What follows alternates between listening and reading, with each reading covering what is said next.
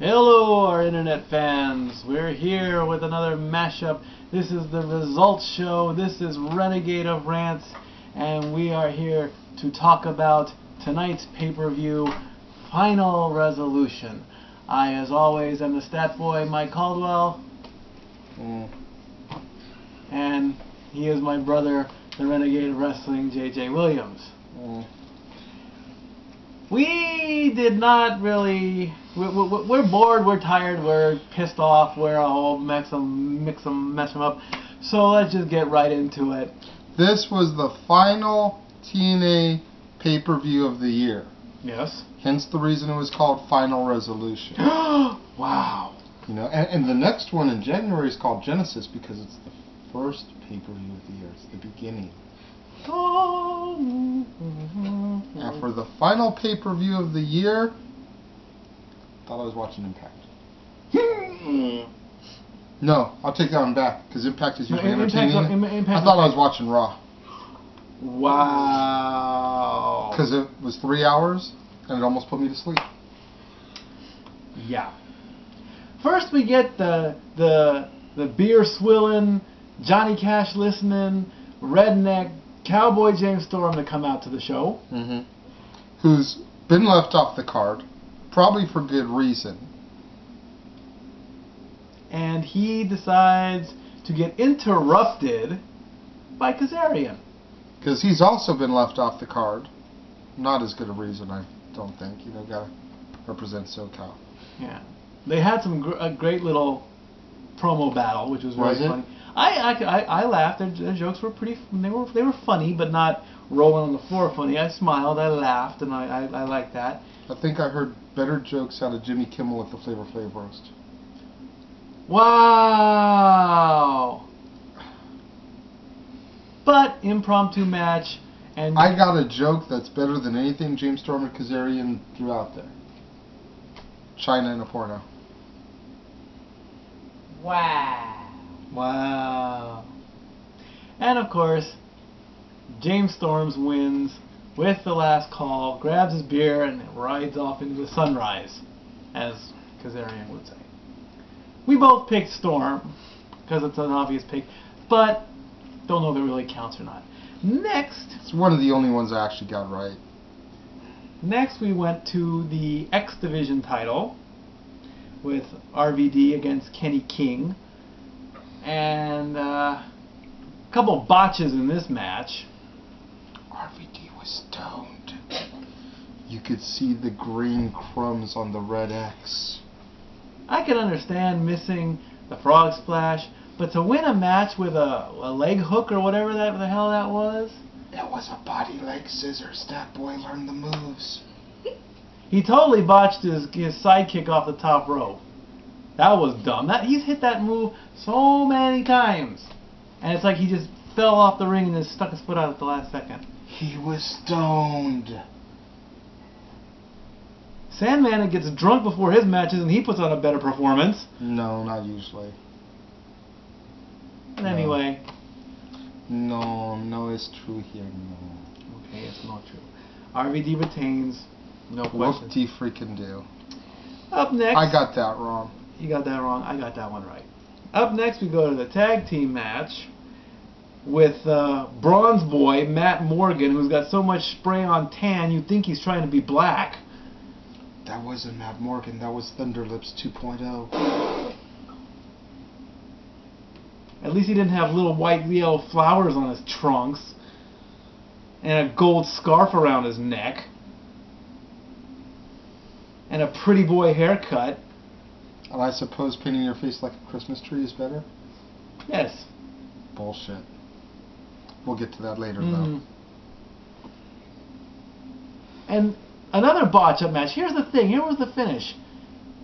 Chavo goes up for a frog splash, hits it. The worst frog splash in the history of frog splashes.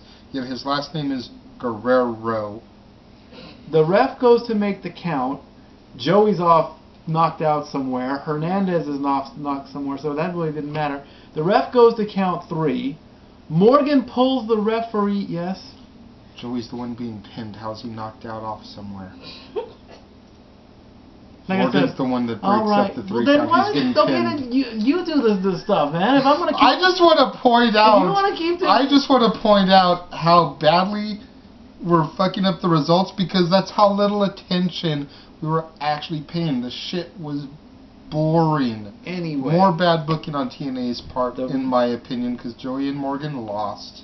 the ref goes for the pin. Counts 3. Morgan pulls him out after the 3 is hit. And they still call for like a disqualification. So, who won? Who lost? What the hell? Do we have a victor in this match? Reminded me of the Millennium show from a couple weeks ago, where there was a DQ, and then the match continued, and then it got counted out. What? Now, as much as I hate on Joey Ryan, that finish sucked. I will say that much. The 87% got screwed, but you don't care because you're part of the 13%. No, I'm the 100% that doesn't care either way about TNA, really. That's not 100%. There's actually people that do care. They were in the Impact Zone.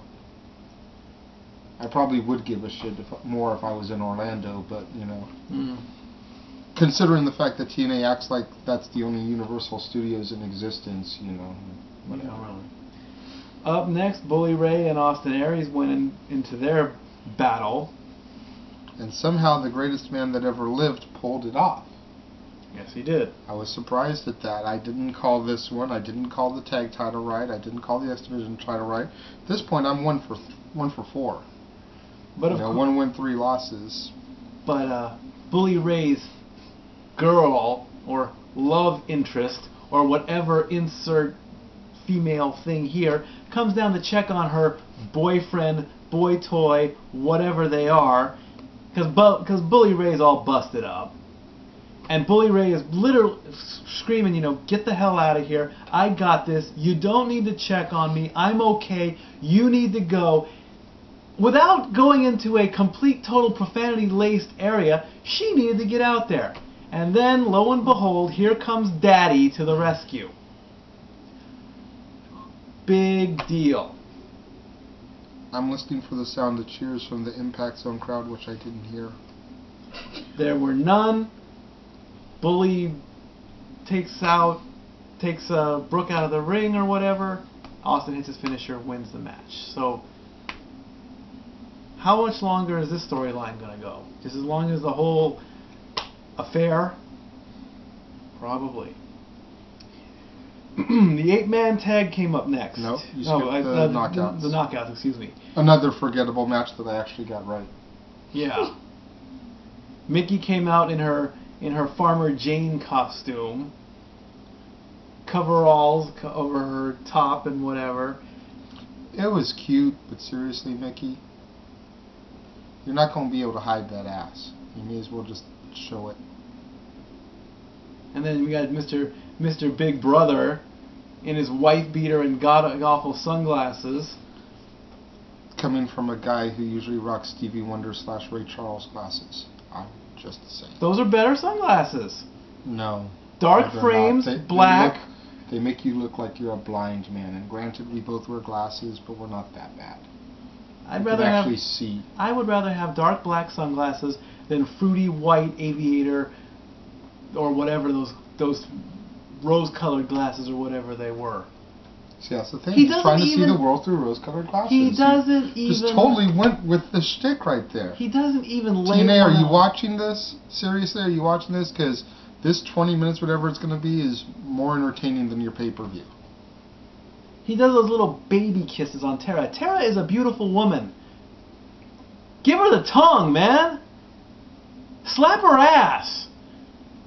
Grab her boobs. Who cares if it's on pay-per-view or not? Because that would turn into something else that they'd have to charge another $30 a viewer for. So I would rather spend my $30 on that than spend $30 on this pay-per-view. We didn't spend $30 on it, so no need to bitch about that part. If I was spending money. Oh, right? okay. Yeah. Thank you.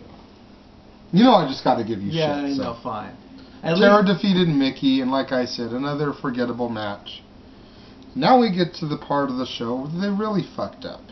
The Team Angle versus Aces and Eights.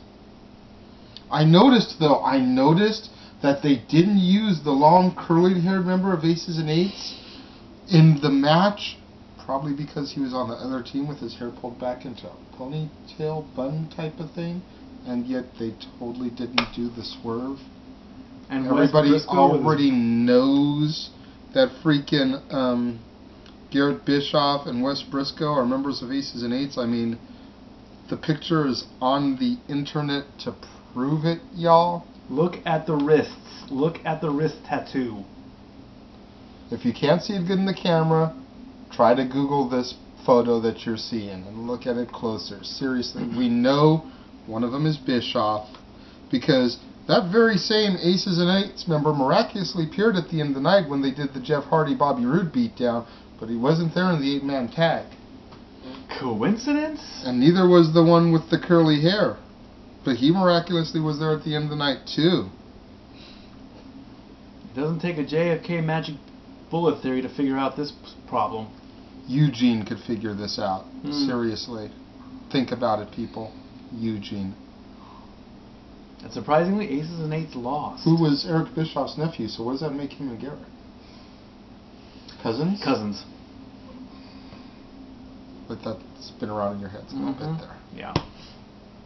So they totally botched that up. We didn't get the big swerve at either point tonight. Again, we'll get to the main event later, but when those two members that weren't in the tag match miraculously appeared at the beatdown, didn't get the swerve there either. They totally botched this. People are going to stop caring about this Angle TNA booking committee if you don't start delivering better. And then it's the best thing you fucking got going right now. Seriously. And then the biggest legend grudge match. Daniels and AJ. And I said in the prediction show, I wanted Daniels to win, but I just had the feeling they were going to give it to AJ. I picked AJ, and I ended up picking wrong. God damn it. Daniels did the I can beat you and I can use your own move to prove it. I believe that's called anything you can do, I can do better. It almost looked, there was a small little part when Daniels hit the Styles Clash, like, was AJ supposed to kick out? But at the end it's like, no, that's it. It's over and done with. This was probably the match of the night, in my opinion. Yep. Even though I was damn near dozing through it because the rest of the show had more or less put me to sleep. Alright, go right now. Okay. I don't blame you. This pay-per-view fucking blew. Yeah. I'm going to go ahead and get to my rating now before we even get to the main event. I give this a 3 out of 10. And that's being generous, folks. Then we get to the main event. Oh Christmas Tree versus The Shit Factor. Oh, Christmas Tree with a brand new mask. Yeah. What the fuck? Are you trying to be Shredder? Kane with his Predator mask mixed with Vader's Mastodon is kind of what it looked like. It looked like a ram. Now you're from St. Louis and you're not from Florida? Where the fuck? You're North Carolina? Where the fuck are you? Cameron, North Carolina. North Carolina? What the fuck? Jesus. You've got an ugly belt that nobody likes. Just use the TNA belt. I know one person that wants that belt. Yeah, well, he's in Las Vegas. Yeah. Your face paint gimmick is starting to get a little bit low, because it's like you close your eyes but your eyes are open. Okay, yeah. That's about the best part of it, is that even with his eyes closed it looks like they're open. But seriously, the face paint is god-awful. You look like a fucking Christmas tree. I was trying to find the white powder on your face to, you know, have the flocking on the tree. Mm. You know, from the Coke lines that he did backstage. But in the end, Hardy retains. All 4 champions retain. And then, of course, Aces and Eights decide to show up, and Rude's like, alright guys, let's go. Come on, I paid you good money for this. And they just stand there like, nah, we'll just take your money. We don't have to do a damn thing you say. Rude and Hardy get the beat down, proving that Aces and Eights don't need money or anything like that. They do what they want when they want, and they'll take your money and laugh at you later. Yup. Mm-hmm. Just like any good mercenary would. Because you know what? They need beer money. I think they drink more than beer. They drink all the good stuff. Honey Jack and Coke. There you go. The favorite drink of Russians. Yep. And on that note, I gave my rating. What do you say, Stat Boy? I'll give him a 4. And there were some things I did like, and then the rest of it is like I had more fun playing Marble Saga on my droid than anything else. Damn. And watching football. There it is. That is the Renegade of Rants thoughts on TNA Final Resolution. What did you think? Leave comments, leave video responses, send questions to my Facebook fan pages, send them to his topics to rant about, at ROWJJ Williams on Twitter, at LBStatKid1977 on Twitter. That's kid with 2 D's, not 1. And TNA, come on.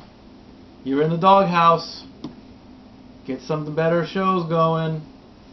Or you're going to have two pissed off brothers that's not going to give a damn anymore. We'll still do stuff about it. But we ain't going to be like, that was the greatest match ever. We ain't going to get that crap. No. Just a reminder, this coming Tuesday, December 11th, tune into UnlimitedRadio247.net to check out Sean Cloth's interview with yours truly, the Renegade of Wrestling, J.J. Williams. I'll be on there Saturday, December 15th. Time to be determined. Time to be determined. Probably around lunchtime or so. I don't know. So until then, we will see you next time right here on the Casa D18 Studios and UnlimitedRadio247.net. Stat Boy out. Bitches.